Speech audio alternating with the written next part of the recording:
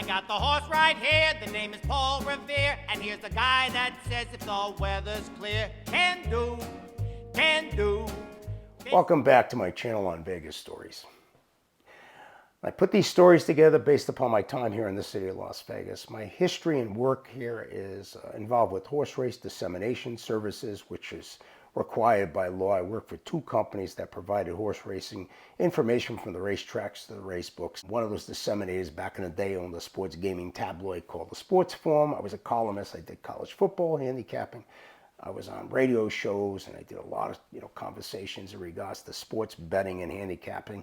So obviously I got background in that too, okay? Now I deviate, I'm all over the map. I tell you stories about everything. This particular video on April 19th, which is today. Why? It's the day you celebrate the midnight ride of Paul Revere. So now obviously we're going to go on a tour. Now when you go to this Hancock Clock House, okay, the nice thing about it is they've got historians up there that'll take you through the whole place, and they'll give you a little bit of the history of what's going on. So I already told my kids what my version of the damn thing was, which conflicts a little bit because that's the way we are in New England. I mean, we tell history however we want to tell it, but the point is, it's at the end it's all the same. We just get there by different ways. I got one of my kids, John, okay, who happened at the time, he was young, he was like 5 or 6 years old. He knew a lot of shit, and he kept like interrupting the lady and telling her, this is what happened over here and what transpired with this. He mentioned about the dinner they were waiting for, which was a salmon dinner, which a lot of people don't know about this. But the whole reason these two characters wouldn't leave right away, they were having a special dinner with salmon, and so they didn't want to go right away, even though Revere said they're coming. They're waiting for the food. That's what we do up there. I mean, we don't just rush out of the building because we hear shit's happening. We want to make sure we're going to get the food before we leave. My son Johnny kept interrupting this poor lady, and it's not easy because at the time, he's a lot of work. I mean, John's especially at 5. God, it was ugly. So the thing is I got to go to the bathroom as usual, okay? So I kind of asked the elderly lady, I says, can you tell me where the bathroom is? She says, no problem. You go down the stairs, you go down to the cellar area, you go down, you take a right. I mean, I thought that's what she said, So the point is, I got to go to the bathroom. I figured, let me leave this lady with my kids. Because Johnny's really, he's really pushing the cart here. So I go down the stairs, follow the little corridor over there, and I open a door. All of a sudden, I open a door to the right. She told me to right? Open a door, and the alarm goes off. I mean, a freaking alarm like you can't believe. I mean, we're talking like a gong type of thing, like a foghorn.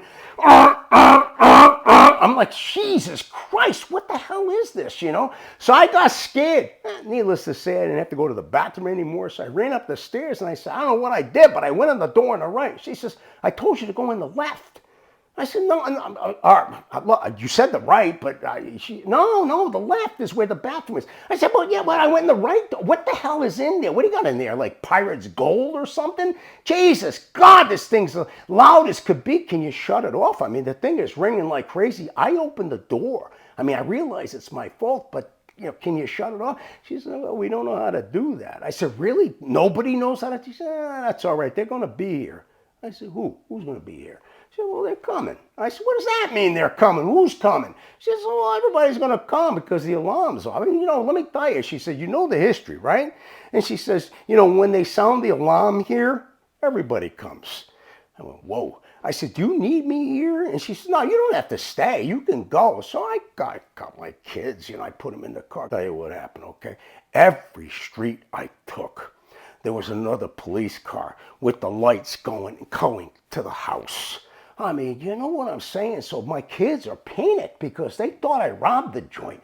And they looked at me and they said, Dad, what's going on? What's going on? I said, all I can tell you, I think this is their version of the Minutemen. I mean, they're all coming up here. I mean, they heard the alarm. They're rushing to the frickin' house. This is what you get when you visit the Hancock Clock House. This is exactly what happened back like 250 years ago when the Minutemen showed up and they took down the British and chased them all the way back to Boston. I said, you don't screw around with these people. They take things real serious here. My kids understood. It was a hell of a history lesson for them because they actually heard the alarm and the sound and all the police came. And it was ugly. We got out of there. It was ugly as hell, though. On another particular time, I had to go there. I wasn't with my family. This was going back even further to the 80s, okay? Now, you got to understand, I was back there. I'm going to go see the Celtics and the Bulls, all right? 1986. I think you can recall Boston Celtics, Chicago Bulls, that best of 5 series. Michael Jordan's in the prime of his life. This happened to be the series where he scored the record 63 points. But game 1 that I went to, okay, he had an off game. He only scored 49. All right, so the point is that Michael Jordan and the Bulls came to town. He scored 112 points in 2 games in the Boston Garden. Look it up, 49 and 63. Do the math. 112 points. He lost both of them.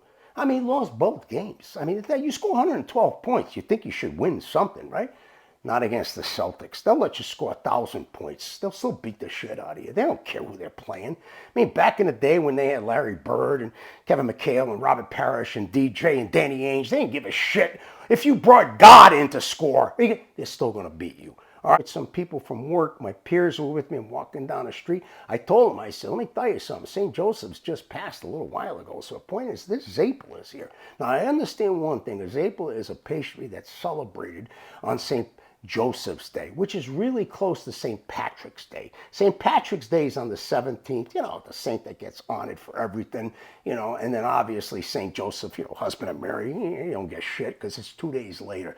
As somebody said, it's like having a birthday 2 days after Christmas. Who the hell's going to go party with them? But the point is that it was around, they make a special kind of pastry, which is just incredible. It's loaded with Bavarian cream type of shit. You know, it's got the cherry on top, there's cream on top, there's all kinds of powdered sugar. So I was all excited because I'm going to go buy one of these things. So I stopped off in a beautiful pastry shop, not the famous place called Mike's, but another pastry shop in the North End. And I bought what I thought was the biggest piece of pastry that I could find in my life. This thing was like huge. It was huge. It was a zeppola. It was this big. I mean, I picked this thing up. I put it in my hands. I could not believe how much this frickin' pastry weighed. It had to weigh at least 3-4 pounds. I mean, we're talking heavy. So I'm looking at this thing. It's got all the powdered sugar on top. It's got the little red cherry in the middle, you know. Now, the cream's not on the top. A little unusual, but I figured, you know, maybe they do things a little different here. But it was heavy. So I was all excited to eat this thing. I brought it outside. I'm taking a walk. And I figured, let's just take a little bit of a stroll, you know, on the Freedom Trail over here. Let me eat this thing. Well, let me tell you what happened, okay? Now, I bit into this zeppola, okay? And for some reason, whoever injected the cream inside of this thing, I mean, I don't know, it was airbound. I mean, I'm going to tell you something. When I bit into it, it exploded. I mean, it was a big pop noise. The frickin' sugar and the cream went everywhere. It landed on people's shirts and frickin' dresses in their hair. It was ugly. I mean, it was an explosion. I mean, I actually bit into a zeppola that exploded, and it hit a bunch of people. Now, I thought everybody was going to be mad, but no, on the contrary, everybody started laughing, and they all wanted to know where I got this particular thing. I mean, people were picking the crap off there, and they were tasting it. It was like a taste test. I mean, embarrassed a little bit, but, you know, it was a little bit of fun. Everybody had white powder in their hair. They looked like they were part of the freaking goddamn scene here. But I thought you would like this particular story because it was a little different, but it gives you a little bit of understanding on this particular day, which is, to me, it's Patriots Day. This is the Patriots, okay? And I mean, I know they celebrated with the, you know, act of law, and they have it on, you know, the game at Fenway and all this. April 19th is when it started, okay? Just forget the other shit. This is the frickin' true day, and you got to realize that everything took place on this particular day 249 years ago, back in 1775. So if you want to celebrate, open up a little something to drink, call it grog, because obviously that's the drink of the day, and just have a good time, okay? Now, I'm going to split off for a little while. I'm going to give you a little snippet from an old video. Come back, I'll close, okay? Once again, thank you for listening. You know, your daughter's boyfriend's in the parlor. And I said, really? I introduced myself to this so-called boyfriend at the time, because I think he was like 18. My daughter was like 16 at the time. So I walk in. So as I'm walking in, picture this. This sets up the whole conversation here. Now understand, full Italian. I'm going to go meet the boy that's dating my daughter, okay? So understand where I'm going with this. I walk in the room. What do you think I see? Okay, this boy's laying on my expensive couch. He's got his combat boots up on the side of the couch, okay? And he's laying in my daughter's lap. So right off the bat, I'm thinking, not good here, not good. This isn't a great presentation type of shit.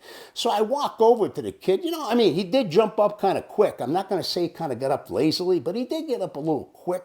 And then you know what he looked? He looked at me, he goes, hey, dude. Wow. Imagine that, an 18-year-old dating my daughter. He's in my house. He's got his shoes on my expensive furniture. He stands up and he introduces himself and calls me dude. I'm telling you right now, that didn't sit real good with me. One thing you never want to do with an Italian father, okay, is any type of disrespect. If you disrespect the father, you're off on the wrong foot. In fact, it's like you have no feet. The point is this was a bad situation for this kid. It was real simple, okay? Nobody over at the house before 9 o'clock in the morning. Not a really bad situation, right? And the other thing is that you have to come home at a reasonable time. Yeah, if you go out on a date, before midnight kind of thing. You don't like it? That's just the way it is. That's the way I run my frickin' house. Before midnight, 9 o'clock in the morning, you can't come visit. It's 7:30 in the frickin' morning, all right? My daughter's still sleeping. My wife is getting out of bed. I come downstairs. The doorbell's ringing. It's goofball. It's the frickin' boyfriend. He's outside. I looked at him and said, hey, and your point, what do you want? He said, I'm here to see, my girlfriend. I said, really? I said, 9 o'clock's the time. He said, well, I'm a little early. I said, yeah, take a seat on the sidewalk right here. She'll be out in an hour and a half. Okay? And I slammed the door in his face. I think he caught the hint. Actually, my daughter came downstairs about 9 o'clock. I said, hey, your boyfriend's outside. Go say hello to him. She goes, oh, he is? Oh, how nice. I said, yeah, he's kind of just got here a little while ago. I didn't tell her it was an hour and a half, but I said a little while ago. And so I said, I don't have a problem with sending my daughter, okay, on a frickin' plane with this stunad, okay, and go to frickin' Florida and have a good time. Right, let me tell you what happened, okay? So here's the thing, okay, I bought 2 tickets. I got them 2 tickets. And then like a great dad who doesn't really like the kid, what did I do? I got them in different seats. So I scheduled my daughter, okay, kind of like way up towards the front of the plane, and I took care of this bozo, okay, this stunad, as I said, okay, I got him all the way in the back. Now, my wife got a little bit pissed with that situation. She says, you didn't put them together? I said, no, don't worry about it. He'll sit in the back. She'll sit in the front. He's going to go see my daughter. So he looks at me. He's at the gas pump. I'm right there. He says, oh, what a great timing situation. I was heading up to see your daughter. I'm going to go, say hello. I said, really? Oh, that's too bad. I said, I'm not going home. He said, really? I said, yeah, I'm not going home. I'm going to go to the market. And he said, wow, what a bummer. I said, well, that's what happens. I said, don't worry, big guy. I says, you know why? You're going to join the Marines. This is like boot camp. Just picture yourself in boot camp, okay? Buy some water in the convenience store over here with the gas station. 4-mile trek, take the water with you, truck all the way up. This is great training for you. This is what kind of shit they're going to put you through on a frickin' daily basis in order to get you up to speed to be like a full-fledged fucking Marine. You know what I'm saying? Tough guy, always in the first one in the bush type of shit. You know what I'm saying? So this is going to train you just right. And the bottom line is when you get up there, you're going to feel totally revigorated because you walk 4 frickin' miles in the blaze of heat, okay? You're ready for anything after this. And he kind of nodded. He says, you're really not going to the house? I said, no, I'm going the other way. And he goes, oh, fuck, what a bummer that is. I said, well, you're just going to have to do it. But look what's at the end of the rainbow. It's your girlfriend. Isn't that worth the walk all by itself? Don't you want to? Aren't you excited? That should stimulate you, probably make you walk a little quicker. So he was kind of had his head down. He was kind of depressed about that situation. We're long walking. It's 110, 115 degrees. So he starts trucking his way up to the house. I got in the car. My wife got a little pissed again. She looked at me. She says, I can't believe you just did that to him. I said, what are you talking about? He said, yeah, we're going right, but we're going up there. You couldn't give him a frickin' ride? I said, no. I said, you know what? You know what's even going to be better? I'm going to drive right by him on the way home and I'm going to beep the horn. And she goes, I'm going to tell you right now, if you do that, I ain't sleeping with you. Well, that kind of like, now I had to go the other way. I can't play that game. I had a threat on the other side, real bad threat too. And the bottom line is, of course, I'm not going to go. I'm not giving in to this particular situation. So the point is, I went the other way. I made him walk. So I got my rocks off. My wife was real pissed. Granddaughter in my life. Can you imagine? I'm 70 years old. I finally have a biological granddaughter. Now I've got grandchildren. I love them, and obviously it's from the daughter, not with the asshole that she was dating when she was 16. He's gone, but I'm a freaking Italian grandfather. So what that means is they sent me a photo. My little granddaughter's in preschool, like daycare, whatever the hell they call it. She's sitting there, she's having fun. She's got a beautiful smile on her face. And this little boy, kind of like 1 year old, maybe about 10 months or whatever, he's over there and she's kind of mesmerized by him and she's looking at him. So right away, the thing I asked, for my son and my daughter-in-law, I says, well, who's this kid?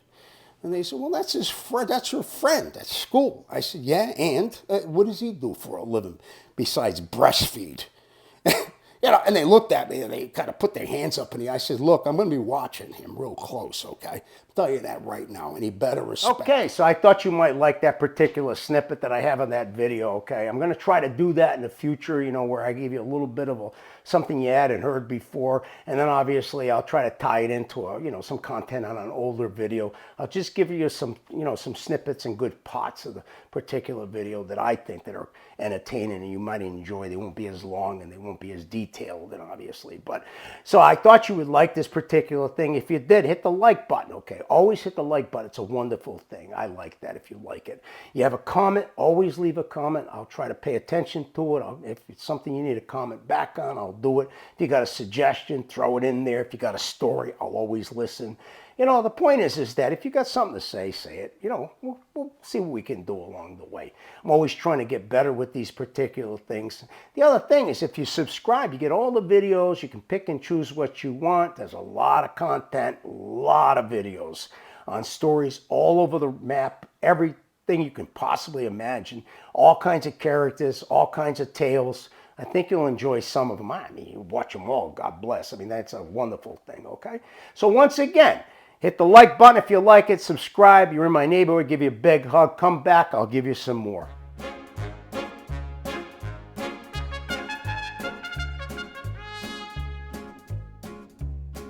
I got the horse right here, the name is Paul Revere, and here's the guy that says if the weather's clear, can do.